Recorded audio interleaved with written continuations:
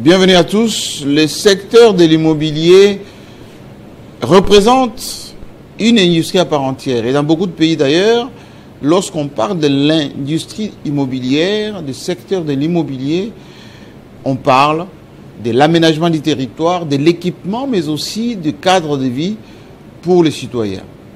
Il s'observe depuis quelques temps d'ailleurs la prolifération, pour ne pas dire des immeubles qui poussent comme des champignons, aussi bien ici à Kinshasa qu'à travers les grandes villes, comme à Lubumbashi, comme à Goma. Comment ce secteur est géré? Est-ce que les propriétaires se retrouvent? Est-ce que l'État, qui est propriétaire de sol et du sous-sol, se retrouve également? L'impôt dans ce secteur, les assurances aussi. Donc aujourd'hui, on va parler de cette question qui vous préoccupe parce qu'il s'observe également beaucoup de contentieux dans le domaine immobilier. Notre invitée, c'est Madame Antoinette Ntumba Mangala. Bienvenue. Merci. Alors, vous êtes directrice générale de Carré Immo et administratrice à la Fédération congolaise pour les entreprises, la FEC, Fédération des entreprises du Congo. Vous avez vécu en France depuis plus de 25 ans. Oui. Et vous avez travaillé dans ce secteur de l'immobilier. Moi, je vous ai invité, c'est parce que depuis que vous êtes revenu au Congo, vous avez installé une société immobilière. Vous travaillez dans le secteur. Est-ce que vous pouvez un peu vous présenter pour que ceux qui nous suivent prennent connaissance de la dame qu'on reçoit ce soir? Merci beaucoup, Monsieur Jean-Marie Kassamba. Je vous remercie déjà pour votre invitation aujourd'hui. Pour moi, c'est un honneur d'être là sur votre plateau. Je regardais à la télé et me voici, suis. Merci beaucoup. Et le monde entier vous suit. Ah, merci. En plus, le monde entier me suit. Oui. Alors, si je dois me présenter, alors, je commence sur ma vie privée. Je m'appelle, comme vous l'avez dit, Madame Antoinette Ntumba Mangala. Je suis mère de famille. Je suis mariée avec 3 enfants et une première petite fille à peu. Ah, déjà? Ouais. Donc vous ê't grand-mère. Je suis grand-mère. Jeune grand-mère. Jeune grand-mère. Oui. Vous voyez, hein, ça existe aussi. Oui. Et je pense que c'est elle, ma muse, quoi. C'est mon moteur et me donne la force de me battre et d'accomplir les choses. Voilà. Ça, c'est sur le plan privé. D'accord, mais moi, ce qui m'intéresse le plus, c'est les secteurs de l'immobilier dans lesquels vous êtes aujourd'hui.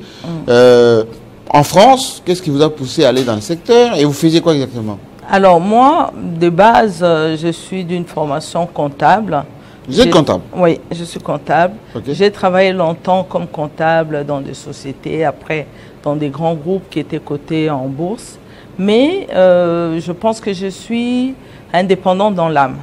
Donc rester salarié, ça n'allait pas. Donc je vais la faire brève.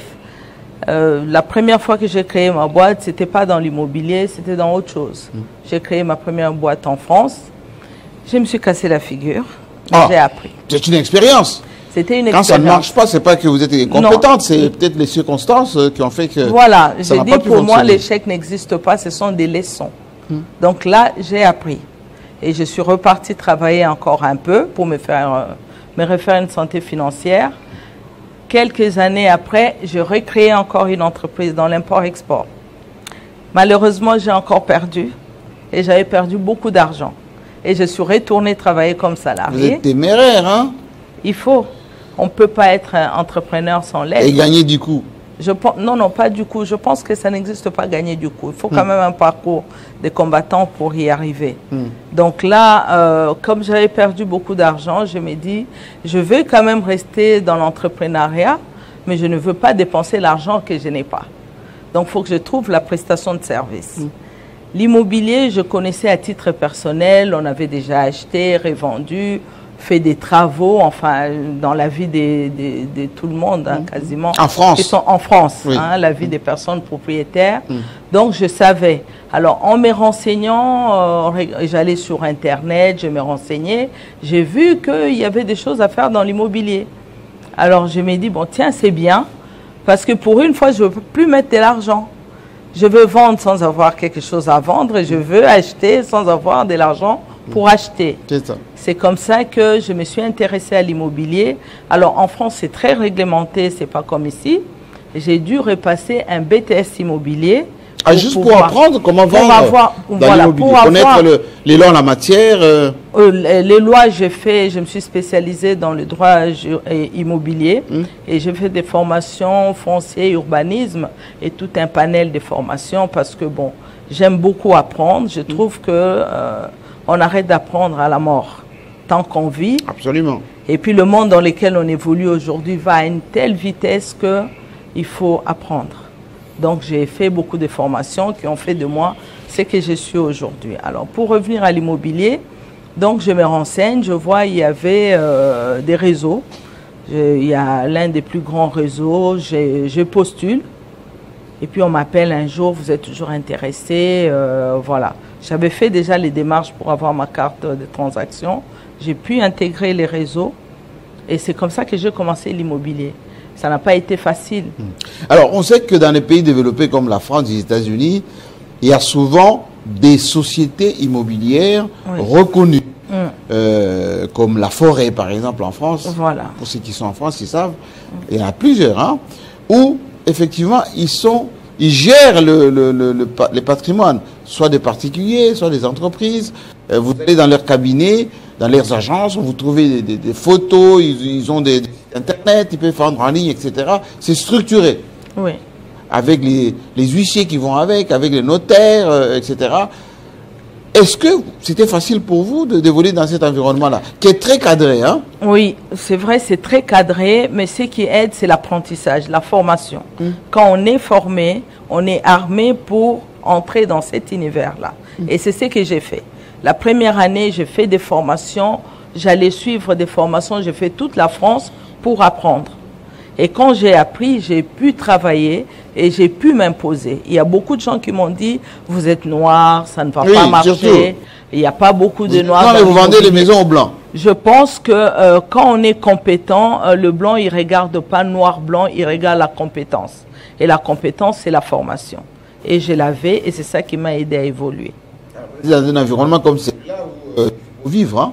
La France, autant, eh bien, il y a parfois des difficultés, mais vous gagnez votre argent, vous gagnez votre vie. Qu'est-ce qui vous motive pour laisser cette stabilité-là venir ici au Congo? Merci pour la question. Alors, moi, je suis congolaise, donc je n'ai jamais coupé les ponts avec mon pays. Même en étant en France, je venais 2-3 fois dans l'année au Congo. Et quand j'ai commencé à faire l'immobilier dans ma tête, hein, quelque part, je me disais toujours, je l'ai toujours dit même à mes amis, moi, ma retraite, je ne la vois pas à l'étranger, ça sera chez moi. Alors, j'ai commencé, je venais ici, je regardais ce qui s'est passé dans l'immobilier, je me suis intéressée, j'ai vu les textes des lois, tout ce qui existe, et j'ai vu qu'il y avait aussi un vide. Il y avait un vide. Et en France, c'est vrai, j'avais évolué. À un moment donné, j'avais l'impression que je n'apprenais plus parce que je n'avais plus rien à apprendre. J'ai commencé à m'ennuyer. J'étais devenue formatrice, j'ai formé les nouveaux venus du réseau. Mais je me suis dit, quand j'ai fêté mes 50 ans, j'ai dit, mais tiens, j'ai 50 ans. Qu'est-ce que je fais pour mon pays? Donc, il faut que je retourne dans mon pays. Le peu que j'ai appris, je vais aller le partager dans mon pays. C'est ça qui m'a motivé à revenir en RDC. Est-ce que c'est facile quand on arrive au Congo?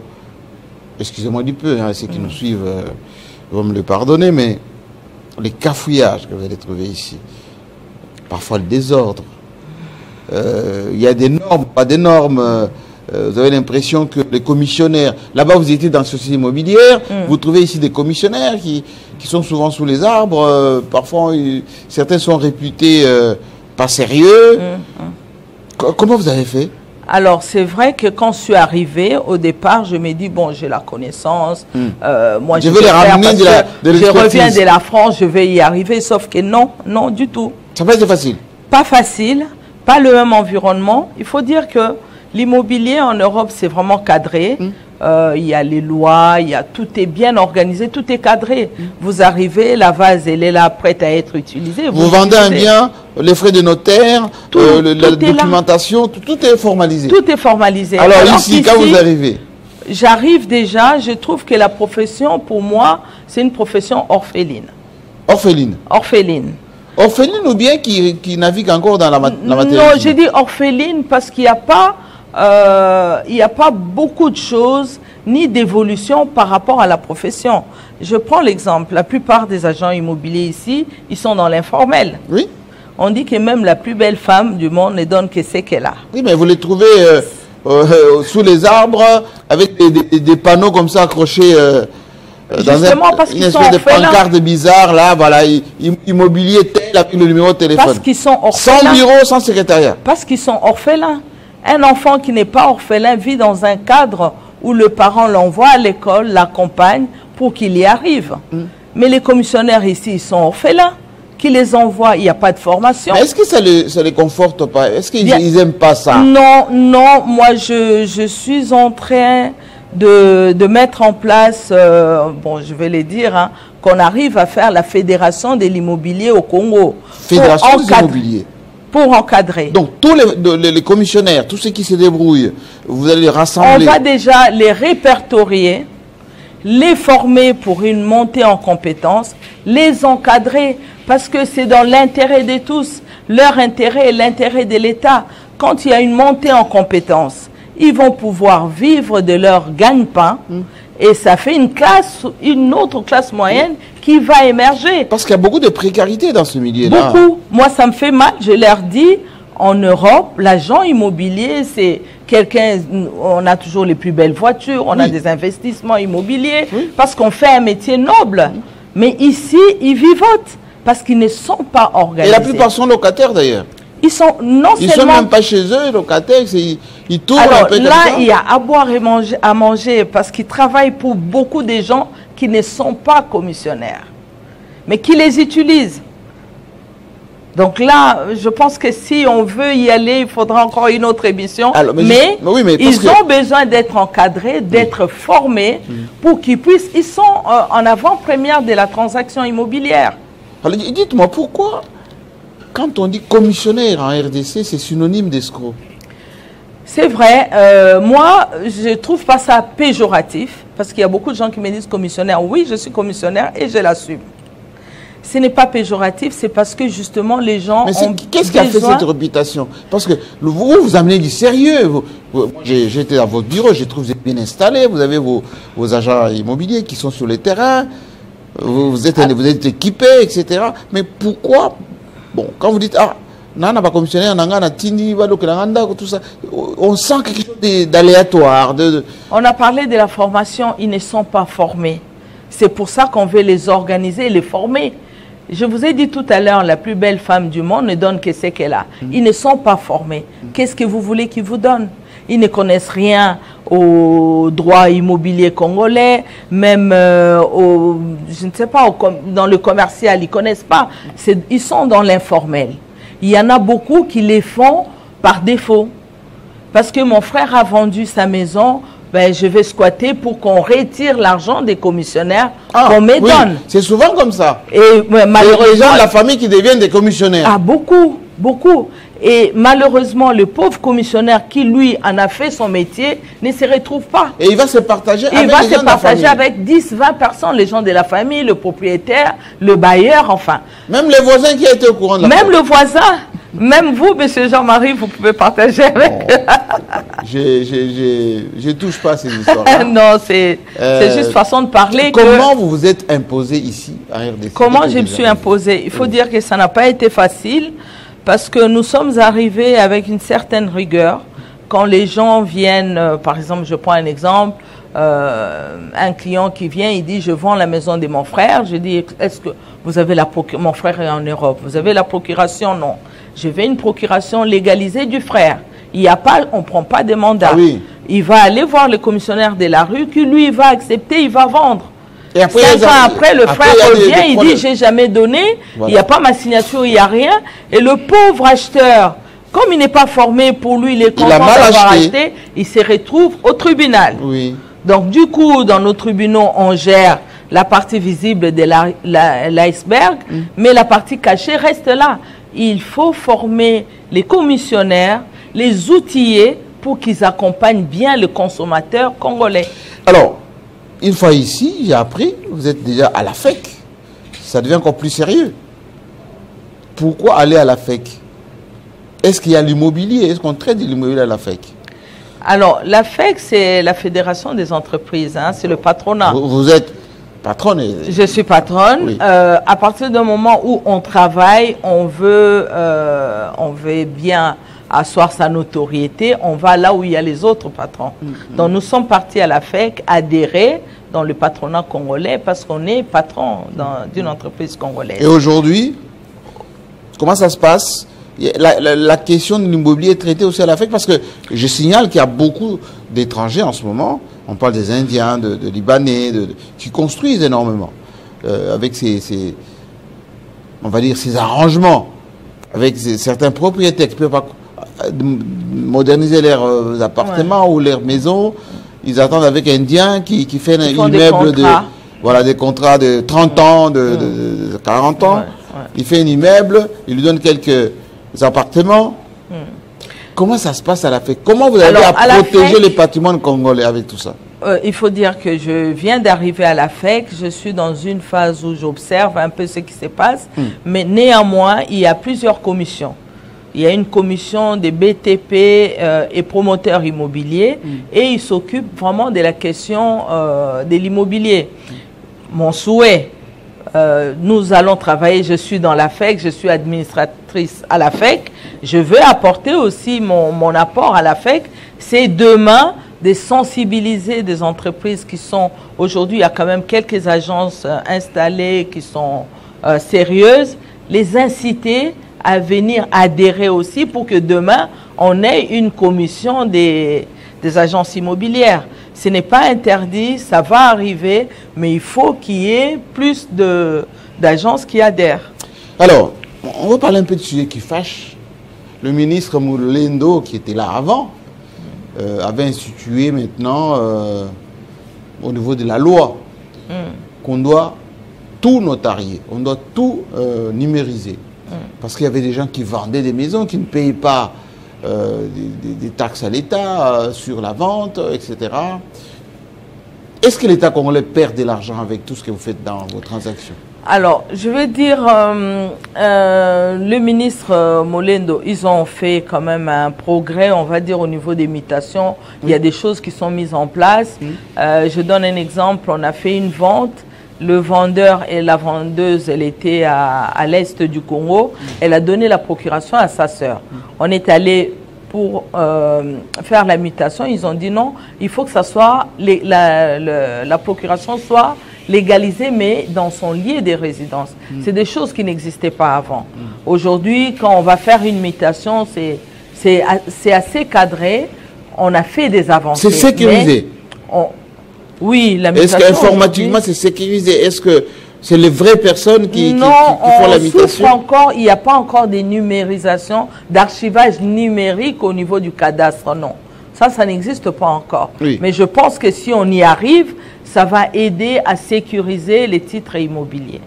Est-ce qu'aujourd'hui, allez, la complicité qu'il y a entre les commissionnaires, les avocats, les magistrats, les fameux triangles sulfureux, c'est l'info ou c'est l'intox? C'est vrai ou pas? Parce qu'on dit 60% des contentieux, c'est ces triangles-là qui fait mal. Même 80, non, c'est l'intox parce qu'il n'y a pas de complicité, mais il y a une mauvaise gestion des conflits. Oui. Je m'explique. Le commissionnaire ne va pas s'accopiner avec un magistrat pour faire des choses, non. Le commissionnaire vend mal. Mais s'ils veulent spolier... Non, en général, en règle générale, le commissionnaire, lui, il ne va pas spolier. Lui, on lui dit, il y a quelque chose à vendre. Il n'est pas outillé, il n'est pas formé. Il ne va pas vérifier les titres. Nous, on vérifie les titres. Vous nous donnez un bien à vendre, vous êtes obligé de nous donner le titre barré. Nous, on vérifie nous-mêmes. Et après, on va mettre en vente. Vous allez partout. Cadastre, Régie des eaux, SNEL, avoir toutes les infos et après, on met en vente. Par contre, le commissionnaire qui n'est pas formé, on lui dit, la parcelle est à vendre, elle vient, et il vend. Et au final, il y avait des problèmes. Deux fois, c'est des problèmes de succession. Ils ne savent pas. Ils ne savent pas gérer une succession. Ils vont vendre alors que la succession n'est pas encore réglée. Et demain, il y a quelques héritiers qui vont réclamer. Donc, ce n'est pas un tri. Pour moi, c'est l'intox. Le commissionnaire, il faut qu'il soit formé pour qu'il prenne en charge l'acheteur. Alors, nous sommes en direct. Hein? Oui. Il y a des gens qui commencent à vous poser des questions. Nous avons M. Arsène Kabo qui est professeur à l'UNIKIN qui vous pose cette question. Est-ce que Mme Toumba peut nous expliquer comment quelqu'un qui est en Chine, comment peut-il réaliser des transactions avec son agence en RDC? Alors, ça nous arrive parce qu'on a un site internet qui est diffusé partout dans le monde. On a des clients... Donc, Carré-Imo. Carré-Imo-CD.com. OK. On a des clients en Chine, aux États-Unis qui nous appellent parce qu'ils ont vu un bien qui les intéresse. Ils vont être pris en charge par nos assistantes qui vont les qualifier pour savoir qu'est-ce qu'ils veulent, quel est leur budget, dans quelle commune, quels sont les critères obligatoires, les critères rédhibitoires, quels sont les souhaits. Une fois qu'on a tout ça, on va le prendre en charge, on va lui proposer des biens. Alors normalement, quand la personne est ici, c'est facile, ils vont se déplacer pour visiter. Quand ils sont à l'étranger, nous, on fait des visites virtuelles à 360 degrés. On lui fait la visite. C'est-à-dire quoi? Il faut expliquer aux gens qui ne suivent pas. Vous avez des appareils, vous filmez... On a des appareils qui photographient cette pièce à 360 degrés. Donc, quand comme si vous étiez dedans. Comme si vous étiez dedans. Quand on vous envoie les liens, vous pouvez regarder le plafond, les sols. Vous vous déplacez dans chaque pièce. Vous regardez l'extérieur et vous pouvez vous positionner. Ça, c'est ce qu'on a utilisé en Europe pendant les Covid pour vendre et on l'a ramené ici à Kinshasa pour des personnes qui alors, sont pas disponibles. Toussaint Tambou, qui est député provincial à Kisangani, il dit que madame nous dise son entreprise est installée où et quelles sont les garanties si moi je leur confie ma maison à vendre. Alors, nous sommes installés sur le boulevard du 30 juin, au numéro 9, à Kinshasa, dans l'immeuble Interfina. Alors, les garanties qu'ils nous donnent, enfin, les garanties qu'il peut avoir, que nous donnons, c'est bien s'occuper de son bien pour la vente. Vous êtes sérieux? On est sérieux. Oui. Marceline Kisamba, qui est à Libreville, au Gabon, que Madame Antoinette nous dise si Carré-Imo fonctionne avec une banque pour les transactions à distance. Alors aujourd'hui, bon, je vais faire peut-être une fleur à quelques banques. Normalement, on ne dit pas les noms. Il y a des banques, il y a deux banques aujourd'hui, 2 ou 3, qui ont des très bons produits, avec lesquels on travaille déjà, qui ont des très bons produits pour l'investissement immobilier. Contrairement à ce que les gens pensent qu'au Congo, on ne finance pas, aujourd'hui, il y a des banques qui financent. Il faut voir le dossier au cas par cas. Nous, on a aidé des clients à monter les dossiers, à acheter, que ce soit pour l'investissement. Au Congo, on peut acheter une maison à crédit? À crédit, oui. C'est quoi les modalités? Alors, il y a des banques qui demandent l'hypothèque, donc il faut déjà avoir un bien, mais il y a d'autres banques qui prennent l'hypothèque sur le bien que vous achetez. Mais il faut avoir un apport. Ils vont vous dire d'amener votre apport selon le dossier. Admettons, par exemple, moi je vais acheter un appartement de... Allez, 200 000 $ ou 300 000 $. Oui. Qu'est-ce que la banque me demande? Vous devez avoir un apport, 20-30%, peu importe, que vous allez domicilier dans la banque. Et vous devez avoir, on va étudier votre capacité de remboursement. C'est-à-dire, vous avez des revenus, justifiés des revenus, voilà, des revenus. Et après, c'est domicilier vos revenus à la banque. Hein. Là, c'est quand le dossier est accordé, on va vous demander de domicilier vos revenus à la banque. C'est-à-dire que, par exemple, je donne une banque X de Kinshasa, moi je suis dans cette banque, je vais acheter un appartement de 250 000 $. De base, je dois apporter quel apport personnel sur 250 000 $? Alors, moi, j'ai eu à faire financer des clients. Nous avons eu, parce que nous sommes une équipe quand même, à faire financer des clients avec un apport de 30%. 30% des 150 000, c'est... Ça fait 75 000. 75 000 $. Et dès que vous mettez les 75 000, vous avez maintenant le remboursement de combien par mois? Le remboursement, ça va se calculer par rapport au montant que vous allez emprunter. Ils sont entre 10 et 12% des taux d'intérêt. Les gens parfois s'interdisent d'acquérir les biens pensant que c'est trop compliqué. Il suffit d'avoir un peu de revenus avec une certaine régularité, vous empruntez et puis vous remboursez. Alors, je vais qu'on puisse quand même parler de ce que vous amenez, vous, personnellement. Ce que nous, on amène. IMO Carré amène quoi? Alors, aujourd'hui, Carré IMO vous amène l'immobilier autrement. C'est-à-dire quoi? On n'est pas que pour vendre, pour montrer, voilà, la maison à acheter. On s'inscrit, nous, dans l'accompagnement et le conseil. C'est-à-dire? Je prends un exemple, quelqu'un qui vient nous voir, il dit, j'ai 100 000, je vais acheter un appartement. Oui. On va s'asseoir avec lui. On va déjà lui dire, pour que vous soyez sécurisé, il faut anticiper votre mutation. Ça doit se faire simultanément avec votre acquisition. Nous, on accompagne jusqu'à l'obtention des titres. Okay. Donc, on va vous trouver quelque chose à 90 000 et les 10 000, parce qu'on est autour des 6%. Avec les frais d'agence avec tous les frais compris. Tous les frais, non, pas les frais d'agence, pour la mutation. D'accord. Alors, on va provisionner ça et on va essayer de lui trouver quelque chose autour de 90 000 de manière à ce que le jour de la signature de l'achat, on passe directement voir le conservateur qui est le notaire aussi pour faire la mutation. Le même jour, on fait aujourd'hui au cadastre, on fait des photos entre l'acheteur et le vendeur. Ça sécurise les acheteurs. Est-ce que vous êtes beaucoup comme ça des agences sérieuses au niveau de la ville de Kinshasa? Parce qu'on voit des immeubles quasiment partout, des villas qui se construisent. Mais il y a des gens qui ont l'air bien, mais qui ne savent pas donner ça aux gens sérieux, comme vous par exemple. Et ils préfèrent passer par les commissionnaires un peu aléatoires là, et souvent on les roule comme ça. Oui, malheureusement, ils se font avoir comme ça. Oui. Mais je pense qu'aujourd'hui, avec tout ce qui se passe, l'insécurité, moi je dis l'insécurité immobilière au Congo, oui, il faut trouver des agences sérieuses. Aujourd'hui, vous allez sur Internet, nous on a des clients qui ont vu plusieurs agences. Là, on a un client qui veut nous confier parce qu'on fait aussi la gestion locative. Il a construit son immeuble, oui, il ne veut pas gérer, il ne veut pas donner à la famille, il nous a consultés. Il a regardé sur Internet, il a parlé avec les agences, il s'est déplacé et il a choisi l'agence qu'il a trouvée compétente. Donc ça veut dire que moi j'ai mon immeuble, 15 étages, 20 étages, autant d'appartements, etc. Je les mets à votre disposition. Vous allez gérer cet immeuble, vous allez louer.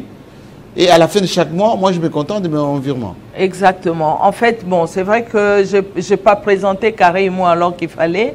Carré IMO, oui, on fait la vente, la location, la gestion locative et le syndic. Syndic de copropriété ou syndic pour un immeuble. Vous avez votre immeuble, oui, il est fini. Moi, je prends toujours l'exemple des galeries présidentielles. Oui. Parce que ma vie professionnelle a commencé là-bas. Aux galeries présidentielles. Aux galeries présidentielles. À l'époque, c'était la gloire de Kinshasa. Eh bien, oui, mais quand on voit les galeries présidentielles de Kinshasa... Parce qu'on n'a pas anticipé des choses. Donc, ça n'a pas été géré professionnellement. Non. Oui, ça n'a pas été géré professionnellement. Oui. Parce que quand on gère professionnellement, ça ne peut pas se dégrader comme ça. On anticipe les gros travaux et tout ce qui va venir. C'est ça, ça fait partie de la gestion. Est-ce qu'il y a des techniques de syndic pour gérer correctement un immeuble, pour que l'entretien, les frais, tout ce qui est confort de l'immeuble, vous avez des spécialistes en la matière? Nous avons une équipe qui est formée pour ça, qui aujourd'hui, vous nous donnez un immeuble, par exemple, qui vient de construire. La première des choses, nous allons faire l'étude des charges. À partir de l'étude des charges, on va voir le volume ou le nombre des appartements. On va trouver une clé de répartition des charges. Ça permet maintenant de redistribuer les frais des syndics qui vont couvrir tous les frais, parce que les syndics, en général, c'est les locataires qui payent, c'est pas... Comment faites pour fiabiliser les locataires? Parce que souvent, il y a des locataires qui ne payent pas, ou qui payent avec le retard, parfois qui payent au comptant. Alors qu'ailleurs, tout est domicilié sur les comptes et des choses comme ça. Alors nous, je ne sais pas si c'est malheureusement ou heureusement, certaines personnes diront malheureusement, mais on fait attention quand même aux locataires pour le mettre dans un bien. Les profils. Les profils, on regarde le profil, on ne veut pas mettre ni nos clients propriétaires en difficulté, ni le locataire lui-même, parce que des fois, ils viennent, ils se mettent en difficulté sans le vouloir. Je gagne $1000, je vais chercher un appartement de $800, c'est insensé. Je fais comment pour vivre? On étudie le profil. On préfère ne pas louer, mais si on loue le profil qui correspond au bien. Aux gens qui sont fiables. Aux gens qui sont fiables. Qui sont rentables aussi. Alors, M. Jacques Kissala, qui est à Kolwezi, il dit: je suis un opérateur économique immobilier au Lualaba. On salue Fifi Masuka, ma gouverneure. Je voudrais d'abord savoir quelle est la plus-value de la FEC dans ce secteur au niveau du Lualaba. Vous avez une section au Lualaba de la FEC? Je pense que la FEC est sur toute l'étendue de la République. Oui. Par contre, ne sachant pas... Oui, je connais le président de la FEC là-bas. Voilà. Oui. Ne sachant pas ce qui se passe là-bas, je me réserve, je ne peux pas lui donner la réponse qu'il attend. Alors, Jérôme Moueka, qui est à Pretoria, en Afrique du Sud. Vous savez que nous avons beaucoup de Congolais qui vivent en Afrique du Sud, mais qui ont des biens ici. Oui. Parfois, ils ont des problèmes parce que quand ils laissent ces biens entre les mains de leur famille, c'est mal géré, on ne leur donne pas des rapports, etc. Et parfois, ils sont découragés. Alors, lui, il dit quelles sont les solutions que Carré Imo apporte aux difficultés dans ce secteur à Kinshasa, c'est-à-dire pour nous, la diaspora, qui avons des biens ici, mais qui ne savons pas comment les fructifier.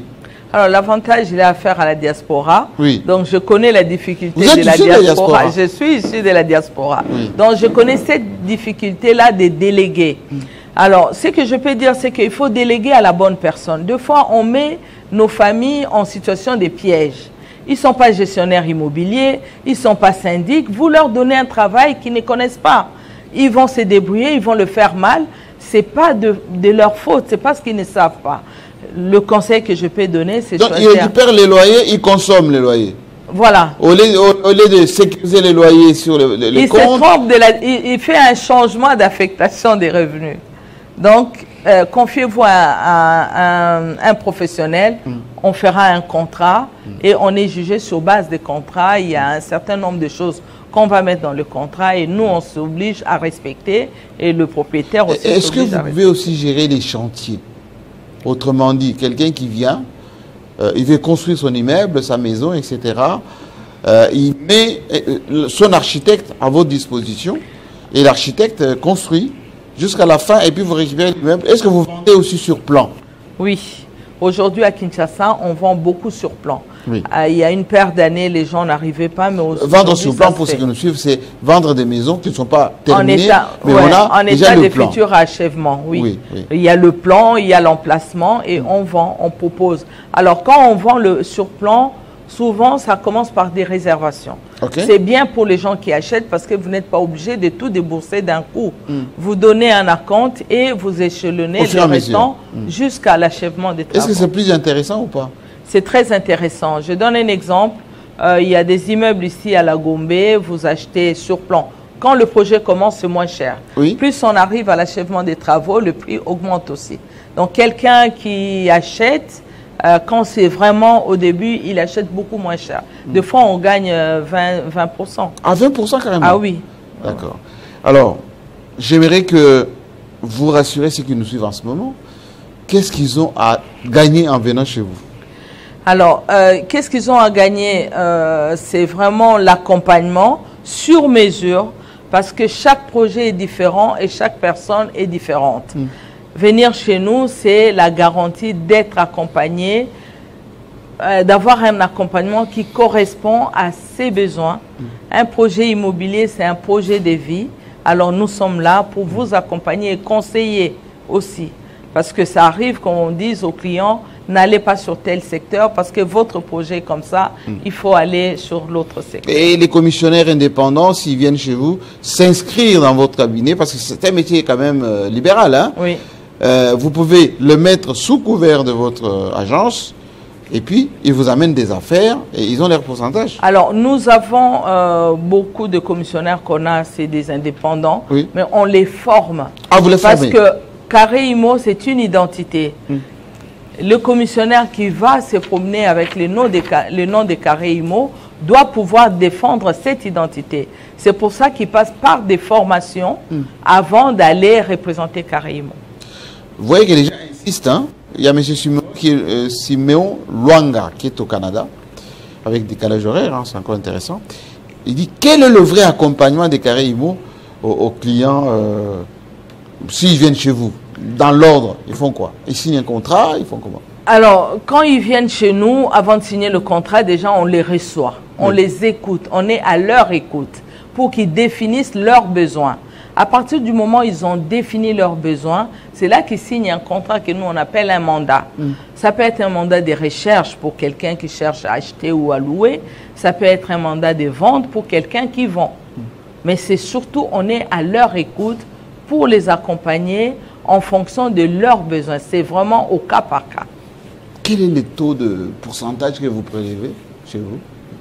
C'est cher, pas cher? On est... Sur 100% de ventes? Alors, aujourd'hui à Kinshasa, il y a un pourcentage par usage qui est de 5%.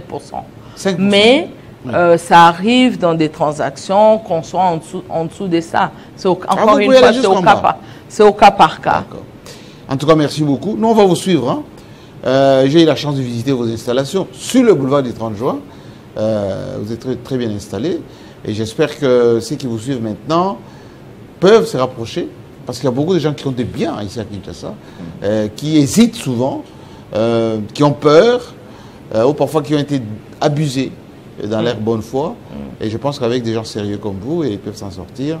Et l'État aussi, avec la formalisation du secteur, ça peut être très intéressant. Allez, bon courage. Merci beaucoup. Et à très bientôt. Merci. En tout cas, vous avez bien compris, l'émission est en ligne, vous pouvez communiquer, on vous mettra le numéro de téléphone et les contacts de cette agence, enfin, cette société immobilière. En cas de besoin, vous pouvez recourir à elle. C'est comme ça que ça se passe. À très bientôt.